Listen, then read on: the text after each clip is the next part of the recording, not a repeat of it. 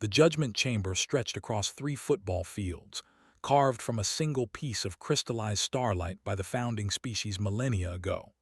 David Ross walked the central aisle, aware of 247 pairs of eyes tracking his movement. Some of those eyes had 3 pupils. Others glowed in the dark. A few existed in spectrums humans couldn't even perceive without specialized equipment. The Torven High Chancellor, a being that resembled a mantis crossed with flowing water, raised 4 of its 6 arms. Silence fell across the amphitheater like a blade. Ambassador Ross of Earth, your species has been petitioned for council membership for 8 decades. In that time, you have demonstrated technological competence, economic productivity, and diplomatic courtesy. The Chancellor's translator box rendered its liquid speech into flat English. Yet you have failed the most fundamental measure of advancement. You refuse the trials of worth. David kept his expression neutral. The 23 human diplomatic staff seated in the observer section already had their bags packed. The trials exist for a reason, continued a Brevek representative standing abruptly. The Brevek looked like bipedal bears wrapped in chitinous armor. Species prove their valor through combat. Blood and victory separate civilization from animals. What does humanity offer? Words, negotiations, compromise. The Brevek spat the last word like a curse. We have explained our position repeatedly, David said, his voice carrying across the vast space without amplification. Humans had learned to project in council chambers. Earth has participated in every scientific exchange, every cultural summit, every economic forum. We have opened our world to council observers. We have shared our art, our music, our literature. What we will not do is send our people to kill or be killed for entertainment. Entertainment. The Brevak representative's translator couldn't quite capture the fury in its growl. The trials measure courage and strength. A species too weak to fight is too weak to survive. The Chancellor's arms moved in what might have been a shrug. The human position has been noted and rejected. This council cannot grant full membership to a species that refuses to demonstrate martial competence. We have seen your military forces, Ambassador Ross, impressive ships, advanced weapons. Yet in 80 years you have never used them. Not once. You choose not to battle at all, the Brevak shot back. 3 cycles ago, Brevak raiders attacked your mining operation. Your security forces retreated without firing a shot. You paid us compensation. What species does this? Laughter echoed through the chamber. We determined that the lives of our miners were worth more than pride, David said calmly. Everyone survived. You call it rational. We call it cowardice, the Brevak said flatly. Your warships are decorations. You build weapons while lacking courage to use them. The Chancellor raised its arms again. A vote has been called, all in favor of reducing human privileges to associate status until such time as Earth demonstrates martial competence through the trials of worth. Hands, tentacles, wings, and appendages David couldn't name rose across the chamber. 239 votes in favor, 8 abstentions, 0 opposed. The measure passes. Ambassador Ross, you have 30 standard days to vacate human personnel from council headquarters. Your trade privileges are reduced by 60%. Human vessels are restricted to outer territory lanes. This restriction remains until Earth sends champions to the trials or demonstrates equivalent martial proof of advancement. David nodded once. The human delegation acknowledges the council's decision. We will comply with all restrictions. He turned to leave, maintaining the same calm pace he'd entered with. The human staff fell in behind him, a small island of quiet dignity in an ocean of alien satisfaction. As they reached the exit archway, a Torven military officer stepped from the shadows. It was smaller than the Chancellor, younger with armor that still gleamed new. Human, it whispered, its voice a burble that the translator barely caught. A word of warning as one soldier to another. David paused. The Brevak clans are already planning raids on your outer colonies. Harvest worlds, research stations, anywhere your people are vulnerable. The Council will not intervene. We do not protect cowards. The officers' eyes, all 6 of them, reflected genuine pity. Whatever principles keep you from fighting, they will cost you everything. Weakness invites predation. This is the law of nature on every world in every system. Thank you for the warning, David said quietly. The officer tilted its head. You will do nothing, will you? Even now, knowing what comes, you will talk and negotiate and retreat. David met the alien's gaze. We will do what we must to protect our people.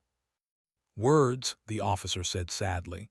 Only words. I have studied your military ambassador. Your equipment is exceptional. Your soldiers train constantly. Yet you never deploy them. This puzzles us all.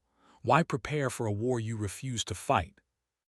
David smiled, and something in that expression made the Torvan officer step backward. Perhaps, the human said softly, you should ask yourself why a species that refuses to fight spends so much time preparing for war. The answer might surprise you.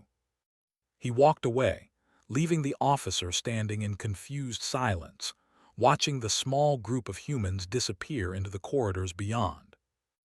In orbit above the Council homeworld, 7 human observer ships began calculating jump coordinates back to Earth. In their cargo holds, carefully maintained and never used, weapons systems hummed on standby power. Waiting. Always waiting. The message reached Earth 6 days later. The response took another 2 days to formulate and encrypt. When it finally transmitted back to the scattered human colonies across known space, it consisted of 3 words and a protocol designation that had never been activated in 80 years of human space exploration. Help is coming. Protocol read. Meridian bloomed with purple wheat under twin suns, stretching across valleys that had taken 20 years to terraform. Grace Holland watched the fields from her office window, calculating yields. 12,000 colonists called this world home. Families, scientists, farmers who'd left Earth seeking open skies. The defense grid registered incoming vessels at local noon. Grace pulled up the display, expecting a supply convoy. Her coffee went cold when she saw the count. 18 warships dropping from faster-than-light travel in attack formation. Sound the alarm, she said quietly to her assistant. Get everyone to the shelters. The Brevak didn't bother with communications. Their ships opened fire on orbital satellites, turning equipment into debris. Landing craft descended like falling stars. Grace knew the colony's defenses consisted of meteor deflection systems and 3 security officers with stunners. Nobody had imagined war. Brevak warriors touched down in the main square, armored figures twice human size, carrying humming weapons. They moved with the confidence of predators. Colonists ran for shelters, parents carrying children. Not a single person grabbed a weapon. They were farmers and teachers and scientists who'd come to space to build something better. Crag emerged from the largest landing craft, his armor decorated with trophies from conquered worlds. He broadcast on every frequency. Humans of Meridian, your council called you cowards. Today we prove them right. You have no warriors. We claim this world. Resist, and we will show you what happens to prey that bares its teeth. Grace accessed the emergency transmitter to Earth Command, 6 light-years away. Help would take hours. She sent the distress code.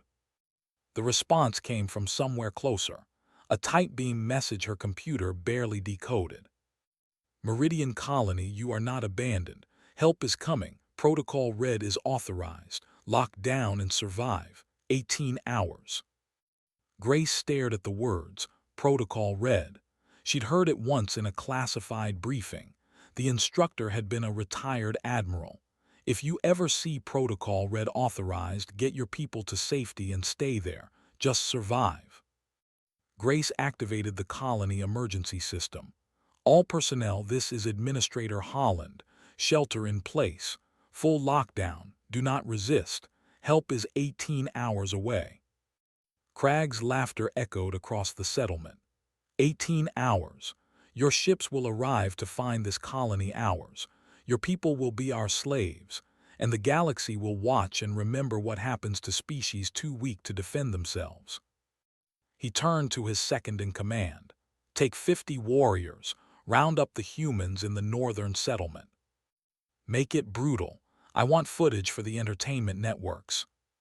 Grace watched from her sealed office, helpless, as Brevek's squads moved through the settlement. They weren't killing anyone yet. This was about humiliation, about proving a point. They wanted humans alive to serve, to demonstrate submission, to be paraded before the galaxy as proof of Brevek's superiority. Time crawled. Minutes felt like hours. Grace monitored communications, hearing scattered reports from shelter supervisors. Everyone was accounted for. 12,000 people locked in reinforced bunkers, waiting, trusting that help would come. The Breveks settled in for occupation, establishing command posts, celebrating their easy victory. Some dragged captured farming equipment into the square and destroyed it for entertainment. Others broadcast mocking messages toward Earth, calling for humanity to send champions now, to fight for their colony if they had any courage at all. 15 hours passed, then 16, then 17. Grace's instruments picked up the gravitational distortion 30 seconds before it happened. Her breath caught in her throat as space itself seemed to tear open above meridian. 7 ships emerged from faster-than-light travel, dropping directly into low orbit with the kind of precision that required either incredible technology or absolute confidence. They were sleek where Brevek ships were blocky, predatory where council vessels were utilitarian. Every line spoke of purpose, of function, of designs refined through generations of warfare. The flagship's hull bore a name in letters 10 meters tall, unbroken. Grace's console lit up with an incoming transmission on all frequencies, broadcast so the entire sector could hear. The voice was calm, professional, and absolutely certain. Brevek forces occupying Meridian Colony. This is Fleet Admiral Patricia Wung of the Earth Defense Force. You have 60 seconds to cease all hostile actions and signal your intent to withdraw. Failure to comply will result in immediate military action. This is your only warning. Crag's laughter boomed across the communication channels. Earth sends 7 ships against 18. This is the courage you've been hiding. You should have sent champions to the trials, human. At least there you would have died with honor. He gestured to his orbital forces. Destroy them. The Brevek warships opened fire, missiles streaking toward the human fleet in waves of fire and fury. What happened next would be replayed in military academies for generations. Every single missile, all 147 of them, was destroyed before traveling more than 100 meters from their launch tubes. The human point defense systems moved faster than Brevek targeting computers could track, faster than most organic eyes could follow. Then the human ships returned fire. Not with missiles, not with energy weapons, with kinetic rounds traveling at significant fractions of light speed, each one precisely calculated, perfectly aimed. 14 seconds later, every Brevek warship's weapons system had been surgically destroyed. Not the engines, not the life support, just the weapons, leaving 18 ships floating in orbit, defenseless, their crews staring at displays that made no sense. Admiral Wung's voice came through again, still calm, still professional. You have 60 seconds to retreat beyond the orbital limit or your ships will be destroyed. Your ground forces have 18 hours to evacuate or be removed by force. Choose. The Brevek orbital fleet jumped to faster-than-light travel, so fast 3 ships collided with each other in their panic to escape. On the ground, Crag stared at the sky, his confidence cracking. Dropships cut through Meridian's atmosphere like falling knives, leaving glowing trails against the setting sun. Crag watched them descend, his confidence wavering. Humans didn't have combat dropships.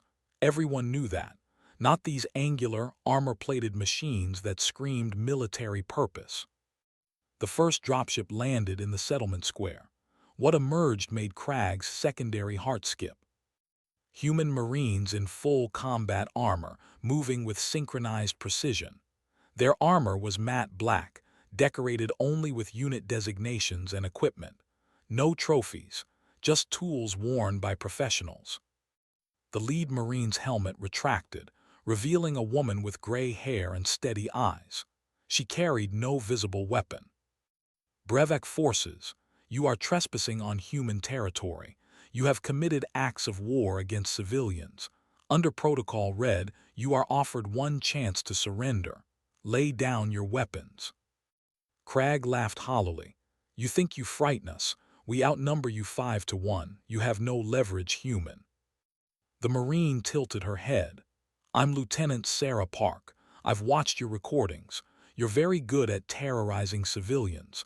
Let's see how you do against people who fight back. Crag's pride wouldn't allow retreat. He raised his energy rifle. Kill them all. 200 Brevak warriors opened fire. Energy bolts, plasma bursts, kinetic rounds. The air turned white-hot with firepower. When the smoke cleared, every Marine stood untouched. Their armor hadn't even scorched. Shield technology Crag had never seen. Sarah sighed. You were warned. She touched her wrist control. Every Brevak weapon died. Rifles went dark. Energy cells drained. In 3 seconds, 200 warriors held useless metal. Suppression field, Sarah explained. We've had this technology for 60 years. You're making us use it. Crag drew his combat blade, 3 feet of steel that could cut through bulkheads. His warriors did the same. The Brevak charged. 200 armored warriors, each bred for combat, trained from birth. The Marines stood motionless until the Brevak were 10 meters away. Then they moved. The Marines engaged hand-to-hand, using Brevak momentum against them. A warrior would charge and suddenly find himself flipped, disarmed, hitting the ground with joints locked painfully. Sarah stepped forward to meet Crag. He was twice her size, his blade singing through air. She ducked under the strike, grabbed his wrist, twisted, and Crag found himself on his knees with his own blade at his throat. You want to know the difference between us? Sarah asked quietly. You train for war because it makes you feel strong. We train because we know how terrible we are at it. Every move I just used comes from thousands of years of humans killing each other. We perfected it. Then we stopped using it. She released him, stepped back. Around the square, 40 Marines had incapacitated 200 warriors. Not one alien was dead. All were restrained. Grace Holland emerged from the administration building, her colonists streaming out behind her. They'd been locked in shelters for 18 hours, terrified, helpless. Now they stood in shocked silence, watching Brevak warriors being tended to by human medics who worked with the same efficiency they'd shown in combat. A Marine was setting a Brevak warrior's dislocated shoulder while explaining in careful detail what he was doing and why. Another was bandaging a cut with the gentle touch of someone who'd done this 1,000 times. The Brevak looked confused, angry, ashamed, but none looked afraid. The humans weren't treating them as enemies. They were treating them as defeated opponents who deserved medical care and dignity. Admiral Wang's voice came through on all frequencies again. Meridian Colony is secure. All civilians are safe. Brevak forces have been subdued with minimal casualties. We are transmitting full tactical data to Council headquarters, including evidence of war crimes committed during the occupation. We request Council authorities take custody of all Brevak personnel for prosecution under galactic law. She paused, and when she spoke again, every species in Council space was listening. We also request clemency for the Brevak soldiers who followed orders. They are warriors, not criminals. Their leaders gave illegal commands. There is a difference. Crag stared at Sarah in disbelief. Why? Why show us mercy? We would have enslaved your people, destroyed your colony. Broadcast your humiliation across the galaxy. Why treat us with dignity? Sarah knelt to his eye level. Because we remember what it's like to be you. 80 years ago, humans would have done exactly what you did. Hell, for thousands of years before that, we did worse. We had world wars. We built weapons that could sterilize planets. We killed each other by the millions over resources and pride and territory. She gestured to the colony around them. These people came here to escape that history, to build something better. And when you attacked them, you forced us to remember who we used to be. We don't enjoy that. We don't celebrate it. We do it because sometimes the only way to protect peace is to be really good at war. Admiral Wang transmitted one final message to the Council. Humanity refuses the trials of worth not because we're weak, but because we understand violence too well. We've been warriors longer than most species in this council have had space flight. We stopped because we learned the cost. Today the Brevak forced us to demonstrate what we've been holding back. Let this be the last time anyone makes that mistake. On Meridian, as twin suns set over purple wheat fields, human Marines helped Brevak warriors to their feet and offered them water. The galaxy watched in silence, finally understanding what humanity had been trying to tell them all along. Being capable of terrible violence wasn't strength. Choosing not to use it was. The emergency council session convened 48 hours after Meridian. Every species representative attended, the chamber packed with observers and experts. The footage from Meridian had spread across the galaxy, watched billions of times. The Brevak government representative stood first, wearing robes of humility instead of armor. The species that had never apologized in 3,000 years did so now. The Brevak Confederacy acknowledges crimes against humanity. We violated sovereign territory and attacked civilians. We submit to council judgment and request mercy as humans demonstrated on Meridian. Silence greeted the statement. The Torven Chancellor's 6 eyes blinked. Civilizations didn't apologize for raids, might made right, except humanity had proven they weren't weak. Admiral Wang stood at the human platform in dress uniform. David Ross stood beside her. The Council asked humanity to prove ourselves through the trials of worth, Wang began. We declined because we believed the trials measured the wrong thing. Yesterday on Meridian, circumstances forced us to demonstrate what we meant. She activated the holographic display. Images from Meridian appeared with tactical data. 40 Marines defeated 200 warriors without a fatality. We disabled 18 warships in 14 seconds, targeting only weapons, preserving life support. The Council watched in silence. This is what we've been holding back, Wang continued. Not because we're weak, because we're terrified of what we're capable of. She changed the display. Earth appeared, then split-screen images, ancient battles, industrial warfare, nuclear explosions. For 10,000 years, humans fought each other. We developed swords, guns, bombs, chemical weapons, biological agents, nuclear devices that could sterilize continents. The Council representatives shifted uncomfortably. We fought 2 world wars, over 100 million dead. We built enough nuclear warheads to destroy civilization 100 times over. We poisoned our planet and called it progress. Wang's voice remained steady, factual. Then we stopped, not because we became weak, because we learned what strength costs. We came to space to escape that history. When the Council called us cowards, we accepted that label. A younger council member raised a crystalline appendage. The human proposes we've been measuring advancement incorrectly. Yes, Wang said. The trials measure aggression, willingness to fight. These are survival traits, not advancement. True advancement is choosing not to use the weapons you've built. She gestured to the display showing human warships.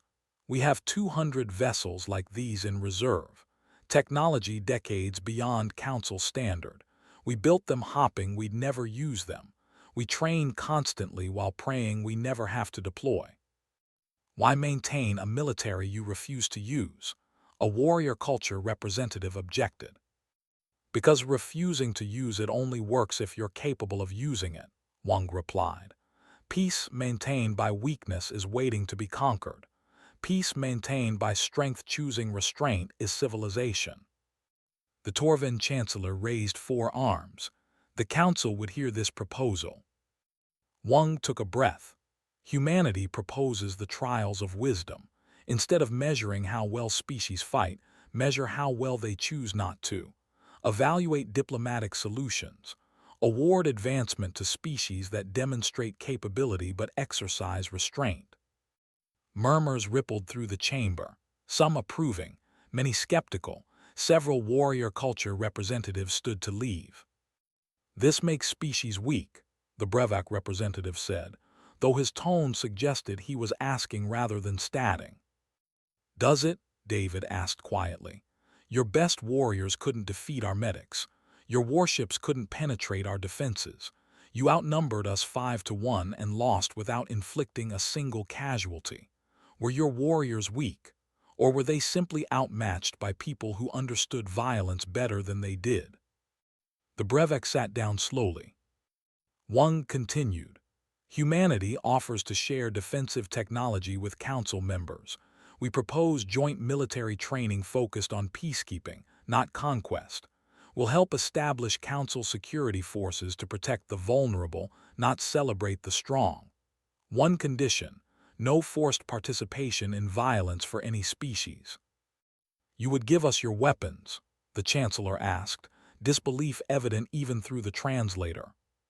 We'd give you our defense systems, Wang corrected. Shields, point defense, suppression fields, technology that protects rather than destroys.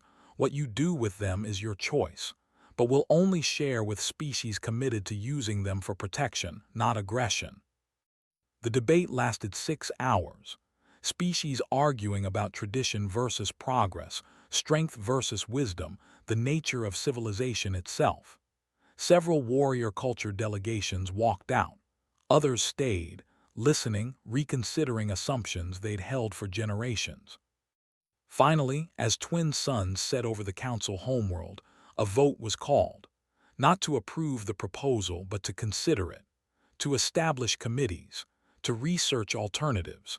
To acknowledge that maybe, just maybe, the galaxy had been measuring advancement incorrectly for a very long time.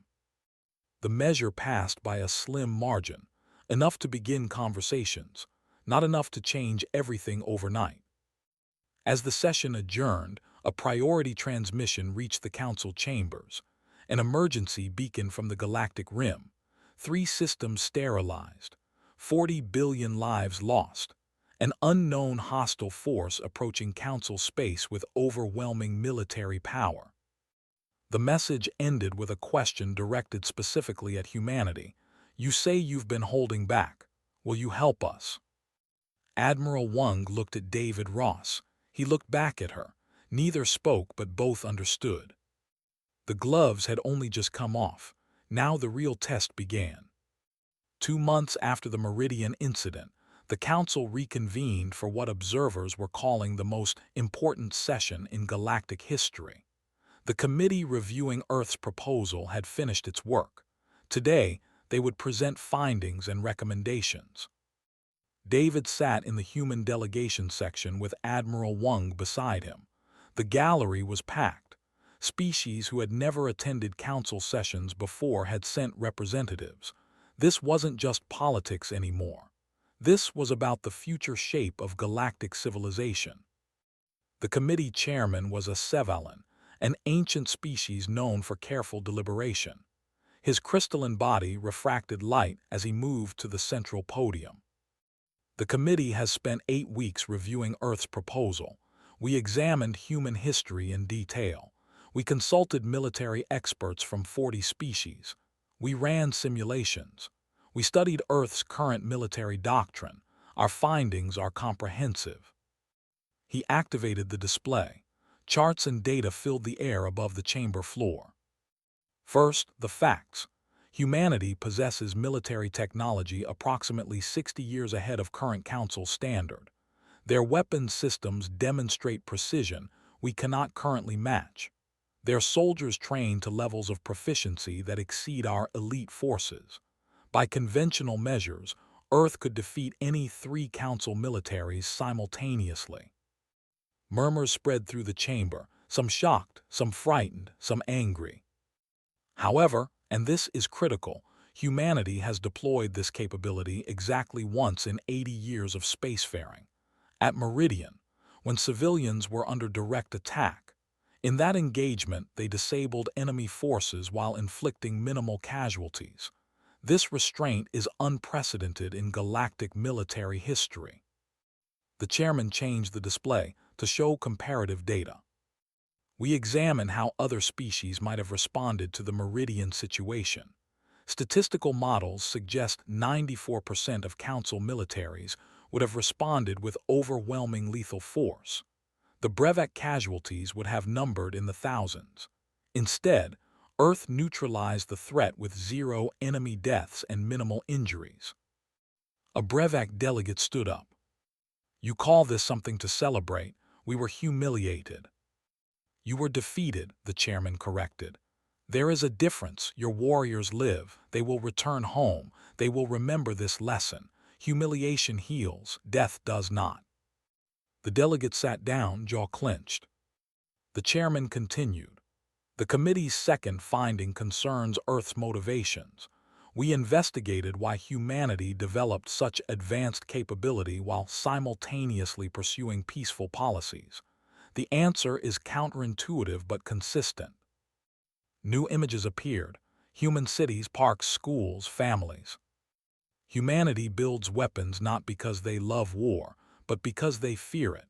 Their history of near extinction created a species-wide trauma response. They prepare for violence precisely because they understand its costs. This is the opposite of most warrior cultures who celebrate battle. Humans mourn it even as they prepare for it. Wang leaned close to David and whispered, "This is going better than I expected." David nodded but kept his expression neutral. The real test was coming.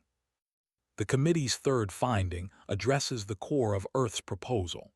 Should the Council revise its standards for evaluating species advancement? The chamber went absolutely silent. After extensive analysis, the committee recommends yes. Chaos erupted, delegates shouting, some in approval, others in outrage. The chairman waited patiently for order to be restored. "Our current system measures eagerness to fight. This made sense when the Council formed 3,000 years ago. Galaxy was dangerous. Survival required strength, but we have achieved stability. Most sectors are peaceful. The old standards no longer serve their original purpose. Instead, they create incentives for aggression. Species feel pressure to demonstrate violence capability even when they would prefer peaceful development." He brought up a new chart showing Council military expenditures over centuries. War spending has increased 40% in the last 500 years, not because threats increased, but because species compete to prove worth through military capability. This is inefficient, potentially dangerous, and fundamentally contrary to the Council's stated purpose of promoting peaceful cooperation. A delegate from a warrior species stood. "You would have us become weak, defenseless." "No," the chairman replied. "We would have you become discriminating. Earth demonstrates this is possible. They maintain formidable defense while pursuing peaceful policy. This should be our model." David felt something shift in the chamber. The anger was still there, but curiosity was growing. Species were actually considering the idea. The chairman laid out the committee's detailed recommendations. Revise the trials of worth to measure crisis response rather than combat eagerness. Establish new criteria for advancement based on proportional force doctrine. Create Council peacekeeping forces trained in protection rather than conquest. Share defensive technology among members. Establish binding protocols against aggression toward civilian populations. It was everything Earth had proposed, and more. When the chairman finished, the Torven Chancellor stood. "This is the most sweeping reform proposal in Council history. We will require time to consider it properly." "Of course," the chairman agreed. "But there is one immediate matter requiring decision. Earth has offered to begin sharing military training with interested council members. Do we accept this offer?" The vote was called. David held his breath. 78% in favor. Over the next weeks, everything changed rapidly. 20 species requested human military advisors. Earth sent training teams to establish peacekeeping academies on 6 worlds. Wang herself traveled to the Brevak homeworld to begin a controversial program training their warriors in protection tactics. David found himself busier than ever, coordinating diplomatic arrangements for the new programs. But he made time to accept an invitation from the Torven officer who had warned him before Meridian. Her name was Selvara. They met in a quiet garden on Council Station, away from the political chaos. "Your plan worked," she said without preamble. "It wasn't a plan. It was a hope that reason would prevail." "Don't be modest. You knew the Brevak would attack. You knew your response would shock the Council. You used their aggression as a teaching moment." David sipped the tea she had provided. "We responded to an attack. What the Council learned from that was up to them." Selvara's 4 arms crossed in a gesture of skepticism. "Very diplomatic. But I wonder, do humans ever truly act without planning 3 moves ahead?" "Sometimes. But we've learned that hopping for the best while preparing for the worst is usually wise." They sat in comfortable silence for a moment. Around them, the garden bloomed with plants from 100 worlds, a living demonstration of cooperation. "The warrior cultures are not happy," Selvara finally said. "Some view this as the beginning of galactic weakness. They'll come around, or they won't. Either way, we're not going back to measuring worth by willingness to hurt people." "Your confidence is remarkable given that 2 months ago the Council called your species cowards." David smiled. 2 months ago we were cowards who hadn't been tested. Now we're cowards who demonstrated exactly why we choose restraint. The label didn't change. The understanding did. And if someone tests you again, someone less straightforward than the Brevak, then we'll respond appropriately. We always do. The difference is we'll never respond excessively. That's not cowardice, that's discipline." Selvara regarded him thoughtfully. "You really believe violence should always be the last option?" "We believe violence should always be a known option. But yes, last resort. When you understand what force truly costs, you become very careful about when to use it." News came later that day. The Council had voted to formally adopt the revised advancement standards. Not all of them, not yet, but enough to signal genuine change. The trials of worth would be reformed. Peacekeeping would become a valued skill. Restraint would be measured alongside strength. David stood at an observation window watching ships come and go from Council Station. Vessels from hundreds of worlds. Some would welcome these changes. Others would resist. But the conversation had fundamentally shifted. Humanity was no longer the species too weak to fight. They were the species strong enough to choose not to. That made all the difference. 6 months after the Council reforms began, new crises arrived from the galactic rim. The first reports were fragmented. 3 star systems had gone silent. Council scout ships investigating found nothing. No planets, no debris, just empty space where civilizations had existed. Then a single escape pod was recovered. Inside was a dying Velnar scientist who managed to transmit one message before expiring. "They are called devourers, they consume everything. Planets, stations, ships, nothing stops them, they are coming." The Council convened in emergency session. Intelligence agencies pooled data. The picture that emerged was terrifying. An unknown species was moving through the outer rim, systematically destroying everything in their path. 11 systems confirmed lost. Estimated casualties exceeded 50 billion. David stood with Wang in the Council's military command center. Holographic displays showed the expanding zone of destruction. "What do we know about them?" the Torvin Chancellor asked. A military analyst answered, "Very little. They don't communicate. They don't respond to hails. They arrive, they destroy, they move to the next system. We've never seen technology like theirs. Council fleets that engaged them were eliminated in minutes." Wang studied the tactical data. How long until they reach core Council space? At current rate of advance, 6 weeks, maybe 8. Panic rippled through the command center. 6 weeks to prepare for an enemy that could destroy fleets in minutes. The Chancellor turned to David. "Earth has the most advanced military in Council space. Will you help defend against this threat?" "Of course, but we need to understand what we're fighting. Has anyone tried actual communication rather than military hails?" "What difference does it make? They're destroyers, monsters." Wang shook her head. "Even monsters usually have reasons. Permission to take a ship to the edge of the affected zone and attempt contact." The Chancellor hesitated. "That's extremely dangerous." "Yes, but going in blind is more dangerous.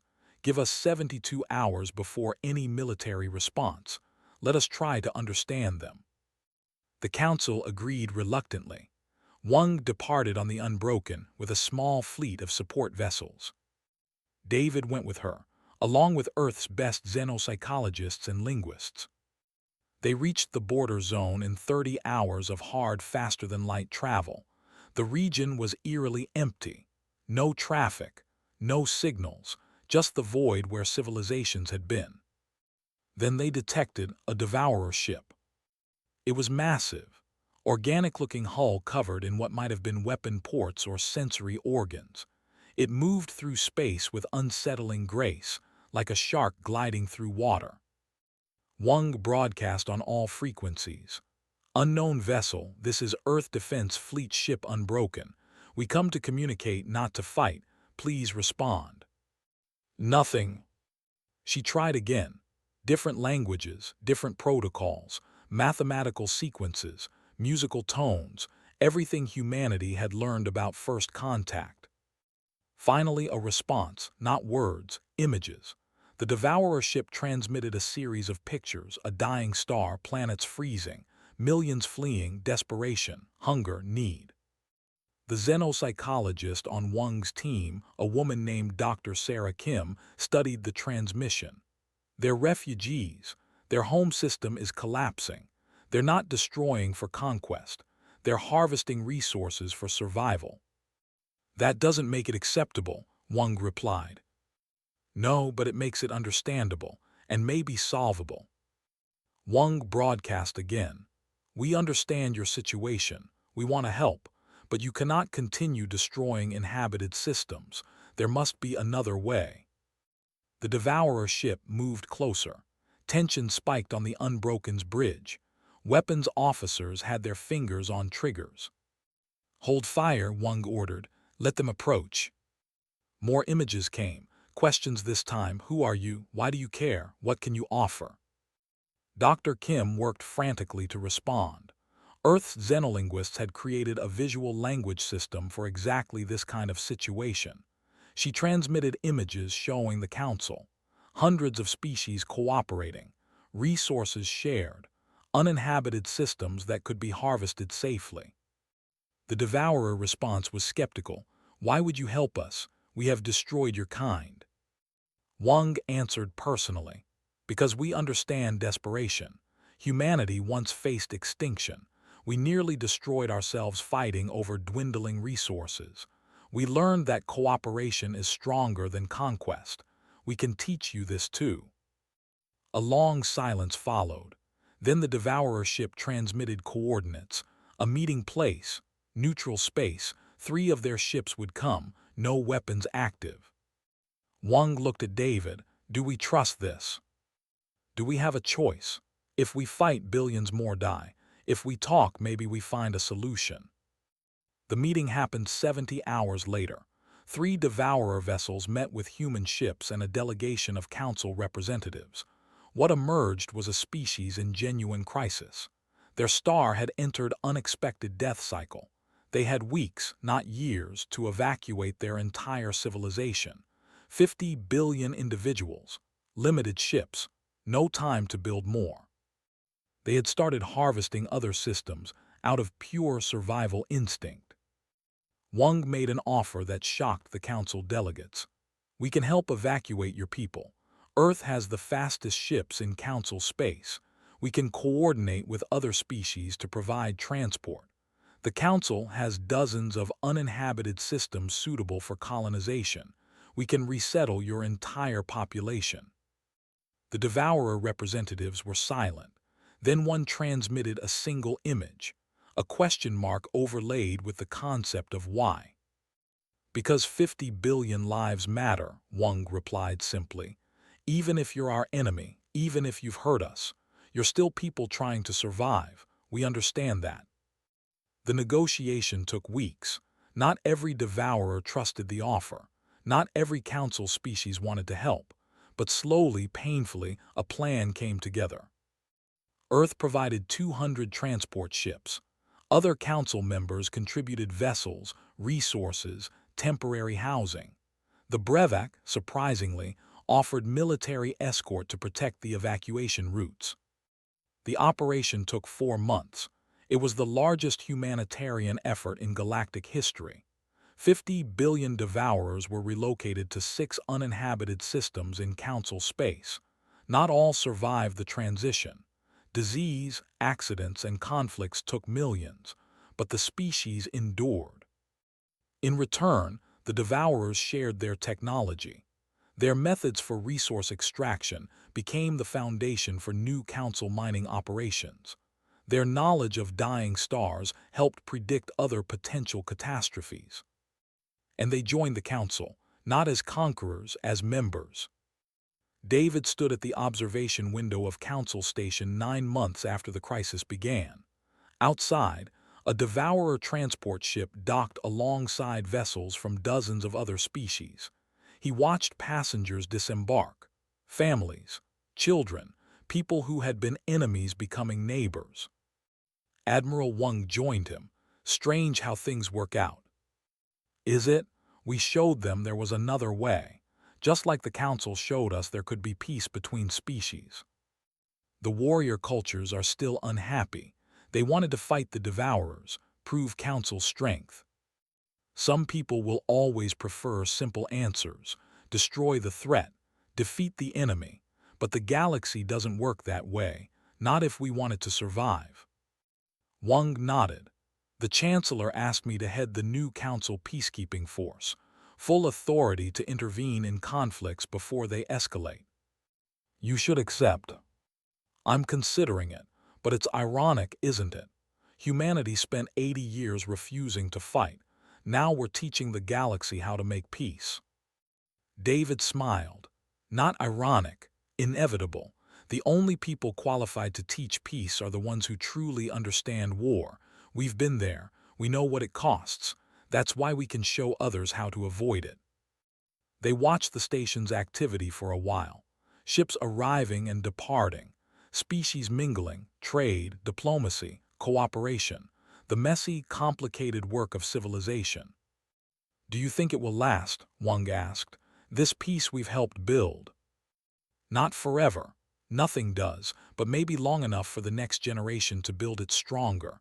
That's all we can do. Make it better than we found it. Teach what we learned. Hope they learn faster than we did." A message arrived on David's communicator.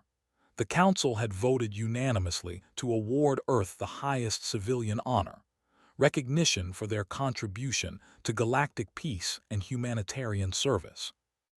David read it and laughed quietly. "What's funny?" Wang asked. 2 years ago they called us cowards. Now they're giving us medals for being brave enough to choose peace. The galaxy finally understands. Real courage isn't fighting when it's easy. It's choosing mercy when destruction would be simpler. Think they'll remember this lesson? Some will, some won't, but enough will, and that's enough. They stood together watching the galaxy spin, watching civilization grow, watching the future unfold. Humanity had shocked the universe not with weapons but with wisdom, not with strength but with restraint, not by proving they could destroy but by showing they could protect. The council had called them cowards. Their reply had changed everything.